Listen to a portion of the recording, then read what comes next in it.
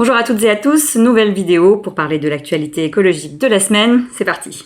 Alors, vous le savez peut-être si vous avez regardé la conférence de presse de jeudi du groupe La France Insoumise, j'aurai l'honneur et la chance d'être rapporteur d'un texte dans le cadre de notre niche parlementaire qui aura lieu le 28 novembre. Et le texte que je vais défendre, c'est celui d'un moratoire sur les projets autoroutiers et routiers. C'est mon collègue et ami Gabriel Amar qui sera chef de file sur ce texte. De quoi s'agit-il? Eh bien donc, c'est de proposer un moratoire de 10 ans, c'est-à-dire on suspend en fait les autorisations environnementales pour tous ces projets routiers, autoroutiers qui sont extrêmement contestés. Le collectif La Déroute des routes en dénombre une bonne cinquantaine qui, si d'ailleurs ils étaient abandonnés, permettrait d'économiser 18 milliards. Et bien sûr, cette suspension que nous proposons, ce moratoire, s'appliquerait également aux projets qui sont déjà en cours. Je pense évidemment à l'absurde A69, j'y reviendrai un peu plus tard. Il faut savoir que l'ensemble de ces projets routiers, autoroutiers que nous proposons donc de suspendre, ils ont pratiquement tous été pensés il y a 20, 30 ans, ils sont complètement anachroniques, plus du tout adaptés à ce qu'on vit aujourd'hui, et en réalité, l'impact de la construction d'autoroutes, de nouvelles routes, etc. est absolument colossal quant à la préservation de la biodiversité. Il faut savoir que la première cause de l'effondrement de la biodiversité dans le monde, c'est l'artificialisation des sols, c'est le changement justement des habitats. Et en l'occurrence, d'après l'IPBES, le deuxième facteur de pression sur la biodiversité, c'est le maillage routier et autoroutier. Pourquoi? Parce qu'en fait, avec le maillage des routes, ça crée des populations d'animaux captives, parce qu'elles se retrouvent par exemple sur un tout petit territoire. Donc ça crée un manque de diversité génétique, avec tout un tas de problèmes qui sont causés derrière, des difficultés aussi de survie à long terme, parce que du coup c'est tout le même pool génétique, donc face à telle ou telle difficulté, notamment climatique, il y a pas forcément certains qui sont plus résistants, qui permettent à l'espèce de perdurer, et puis en plus ça empêche certaines migrations, c'est absolument catastrophique, sans compter que bien sûr ça détruit tout simplement des écosystèmes précieux, des endroits, des habitats pour certaines espèces qui se retrouvent de fait condamnés. Ce sont des projets qui atteignent énormément aussi à la ressource en eau, que ce soit en termes d'atteinte à la qualité de l'eau, c'est-à-dire tout simplement ça pollue, mais aussi en termes de quantité. Par exemple, il y a un projet de grand contournement à Rouen qui en fait en tout cas menace 50% de la ressource en eau qui alimente l'agglomération rouennaise. Donc vraiment des impacts très importants. Et puis en fait, c'est prouvé, le fait de construire toujours plus de routes, en fait, ça induit de plus en plus de trafic. Donc ça veut dire encore plus, par exemple, d'émissions de gaz à effet de serre, notamment de CO2. Et par exemple, le climatologue Christophe Cassou, membre du GIEC, que nous avions entendu dans le cadre de la commission d'enquête sur la 69, disait très clairement qu'en fait, il n'y a pas de petites émissions de CO2. Il faut comprendre que c'est pas... tous ces projets, en fait, s'additionnent avec des conséquences absolument catastrophiques, parce que lui, ce qu'il dit, c'est que justement, toutes ces émissions de CO2, elles s'additionnent. C'est elles qui nous ont amené à la situation où on est aujourd'hui, et que c'est leur addition qui détermine, en fait, le niveau de risque climatique futur. Or, justement, on voit bien qu'en ce moment, on est dans une situation qui ne cesse de s'aggraver. Là encore, j'y reviens un peu plus tard, il y a de nouveaux rapports qui vont dans ce sens, et donc il est crucial de remettre en question ces projets qui, encore une fois, ont été pensés à une autre époque, ne sont plus du tout adaptés à ce qu'on vit aujourd'hui, et qui en plus menacent directement nos conditions de survie finalement sur la planète. En plus, bien souvent, les alternatives ne sont absolument pas étudiées sérieusement pour ces projets routiers, autoroutiers. Nous, on propose donc de suspendre les autoroutes et aussi les projets 2x2 voies. Et donc en fait, l'ensemble de ces projets, souvent les alternatives sont très peu étudiées. Vous le savez, c'est le cas par exemple pour la 69, où elles n'ont justement pas été étudiées sérieusement, c'est largement prouvé.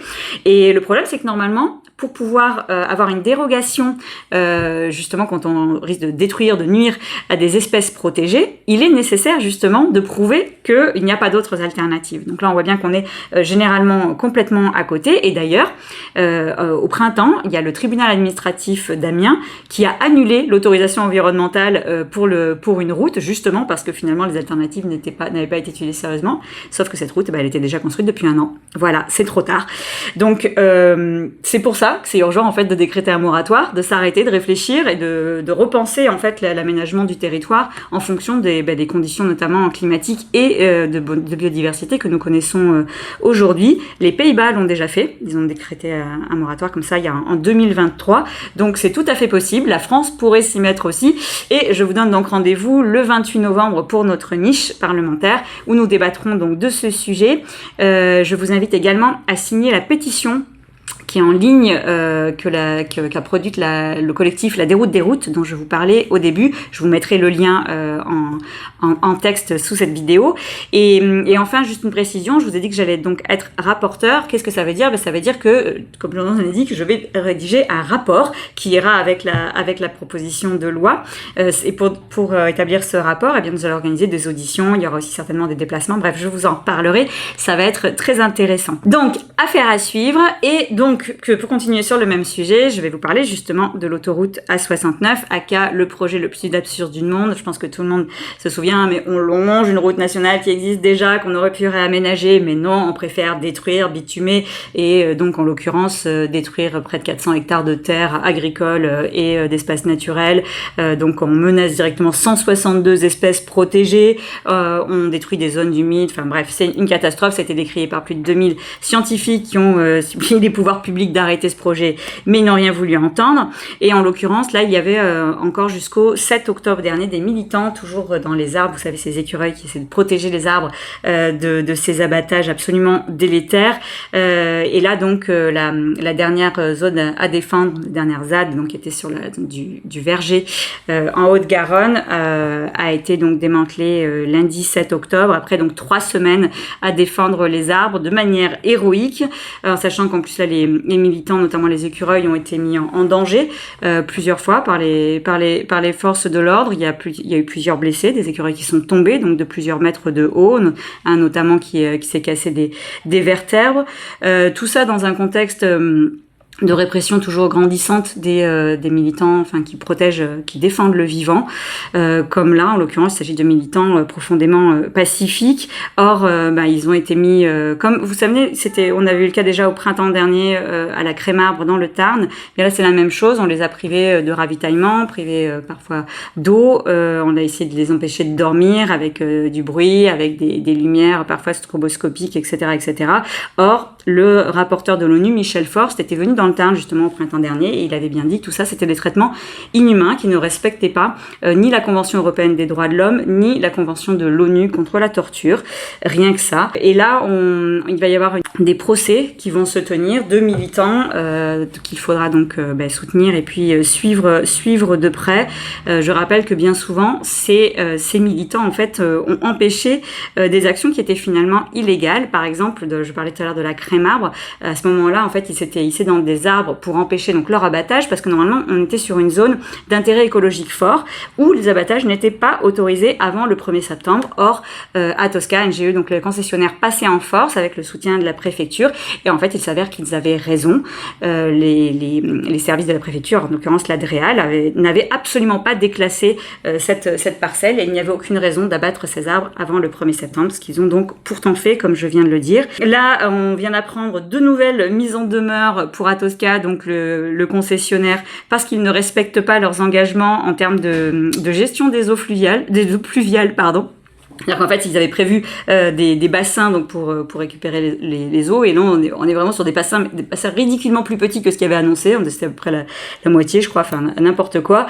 Et ça me rappelle, moi, qu'on avait déjà largement démontré pendant la commission d'enquête, par exemple, que ce qu'on appelle les compensations, c'est-à-dire les compensations pour tenter, donc justement, comme le nom l'indique, de compenser les atteintes à la biodiversité, ne seraient absolument pas respectées. Par exemple, pour les zones humides, les diagnostics de départ étaient tout simplement faux, donc forcément les solutions proposées ne pouvaient pas fonctionner. Et puis je vous rappelle que pour les arbres, on a beaucoup entendu « Oui, on abat des arbres, mais vous inquiétez pas, on en replante plein, un arbre abattu, 5 replantés. » Enfin, on dirait une pub. Et en fait, ça ne fonctionne pas comme ça. Évidemment que on ne remplace pas l'écosystème d'un arbre centenaire ou bicentenaire par un arbuste tout juste planté. Et en plus de ça, bien souvent, ces arbustes sont fragiles, d'autant plus avec le réchauffement climatique en cours, et beaucoup meurent très vite. Bref, c'est absolument pas comparable.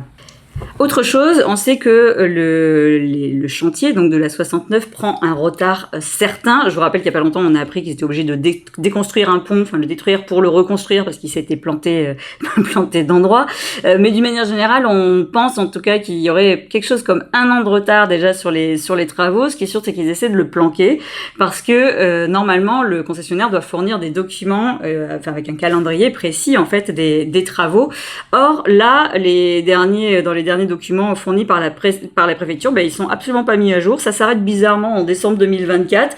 Bref, ça sent l'entourloupe. Et du coup, avec ma collègue Karen Hérodi, députée du Tarn, nous avons demandé justement au concessionnaire des documents à jour pour avoir une vue du calendrier tel qu'il est prévu. D'autant plus que d'après l'association La Voie est libre, il semblerait que LGE essaie d'obtenir une petite rallonge de 30 millions pour poursuivre ces travaux, en plein de contexte d'austérité budgétaire pour l'ensemble de la population. Je pense que c'est un peu déplacé et on comprend bien que d'une manière générale, en fait, ils essaient d'avancer toujours le plus vite possible leurs travaux. Pourquoi ? Parce que le jugement sur le fond, c'est-à-dire les recours qui sont déposés sur la pertinence en fait de l'autorisation environnementale pour la construction de cette autoroute, n'ont toujours pas été jugés. En l'occurrence, ça devrait arriver devant la justice qui devrait se prononcer très prochainement, normalement d'ici la fin de l'année.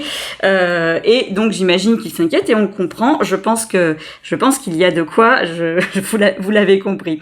En attendant, le vendredi 18 octobre, il y a une veillée qui est organisée. Donc c'est une veillée d'arbres. C'est au château de Scopon dans le Tarn. L'idée c'est de rendre hommage justement aux arbres qui ont été abattus, de manière générale aux vivants qui a été détruit pour cette autoroute stupide. Hommage aussi évidemment aux militants qui les ont défendus et puis d'envisager la suite de l'action. Moi je pense qu'on lâche rien. Comme je vous l'ai dit, la justice ne s'est pas encore prononcée. No macadam. Je vous le disais tout à l'heure, il y a 2 nouveaux rapports là qui viennent de sortir et qui, comme d'habitude, tirent la sonnette d'alarme, notamment une étude internationale qui a été publiée là, le 8 octobre dernier par la revue Biosciences et qui démontre qu'en fait, 25 des 35 signes vitaux de notre planète ont atteint des niveaux records. L'année écoulée est la plus chaude jamais enregistrée. Le niveau des océans, leur acidification et leur température ne cesse d'augmenter. Les glaciers fondent 31% plus rapidement qu'il y a seulement 15 ans et la déforestation de l'Amazonie a atteint 28 millions d'hectares en 2023, ce qui fait qu'en fait là on est arrivé au stade où la forêt amazonienne était un puits de carbone, maintenant elle est devenue émettrice de carbone, donc c'est absolument catastrophique. On a souvent parlé de l'Amazonie comme de notre poumon. Voilà ce qu'on a fait.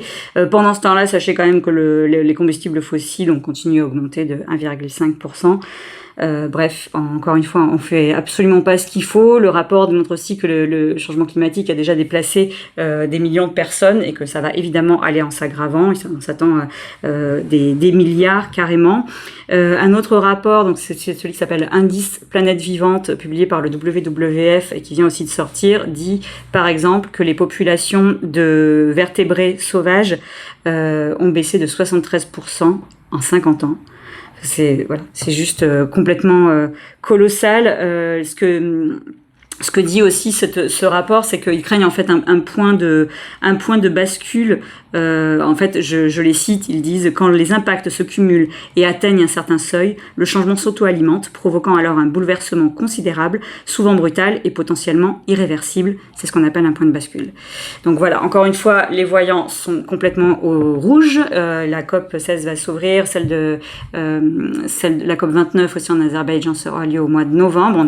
On espère que je sais pas, il se passera quelque chose, qu'il y aura des prises de conscience, qu'on va décider, je sais pas moi, de remettre à plat notre système agricole, de repenser, diminuer notre consommation de produits animaux, de repenser notre politique de transport, je sais pas, d'avoir une taxe sur les plus riches, sur les entreprises les plus polluantes, tout ça, qui pourrait être pensé et essayer d'améliorer la situation. En tout cas, malheureusement, de notre côté, en France, on vient d'avoir une vision plus claire des budgets et comme je l'ai vu dans un journal, clairement, la dette économique passe avant la fameuse dette écologique qu'avait essayé de nous vendre Monsieur Barnier. Les voyants là aussi sont au rouge. Donc les grandes coupes sont confirmées. Là c'est sûr, MaPrimeRénov est amputée de 1 milliard quand même. Vous savez, c'est cette prime qui permet de rénover son habitation. Donc c'est un moyen de lutter contre les passoires thermiques, ce qui est à la fois une mesure fortement écologique mais aussi sociale. Bon ben ça voilà, 1 milliard en moins. L'électrification des véhicules perd 500 millions d'euros. Et le truc le plus frappant, c'est, je vous en avais parlé, une chute de 60% du financement du Fonds vert. C'est ce dispositif qui permet aux collectivités locales de financer leur transition écologique. Donc c'est vraiment l'outil qui permet, d'un point de vue pratique, de mettre en place la transition écologique dans le pays. Ben voilà, ça, on laisse tomber. D'une manière générale, tous les budgets baissent de toute façon. Et on voit pas du tout comment on va pouvoir s'inscrire dans même les objectifs, les maigres objectifs que se fixe le pays.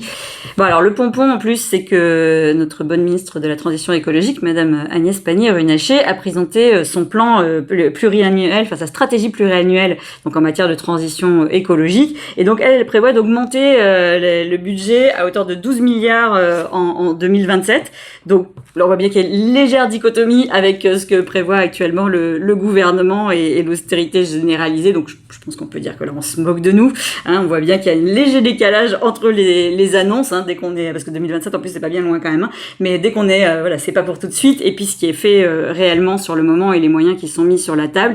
Et en plus, même 12 milliards, c'est encore une fois ridicule. Je vous rappelle que l'an dernier, nous avions eu un rapport de monsieur Pisani-Ferry qui avait été commandé par Elisabeth Borne, et qui avait dit très clairement qu'il fallait investir massivement dans la transition écologique. En fait, c'était même pas un sujet, qu'il fallait pas se préoccuper de dette en ce domaine, et que pour lui, il fixait l'investissement nécessaire à peu près hauteur de 66 milliards par an à horizon 2030. Vous voyez bien qu'on en est très très loin. Voilà, on l'avait dit, avec ce gouvernement, il y aura pas d'écologie. Malheureusement, on en prend effectivement le chemin. Vous pouvez compter sur nous, en tout cas, pour mener la bataille dans l'hémicycle, dans les commissions, sur les textes budgétaires qui arrivent là en discussion sur ces prochaines semaines. Et nous, on va faire tout ce qu'on peut pour faire un maximum d'amendements qui permettent de faire rentrer l'écologie, la nécessaire transition écologique dans le budget de notre pays. Voilà, je m'arrête là pour aujourd'hui. J'espère que ça vous a intéressé. Si c'est le cas, n'hésitez pas à vous abonner, à liker, à commenter, à partager, comme d'habitude. Et moi, je vous dis à la semaine prochaine.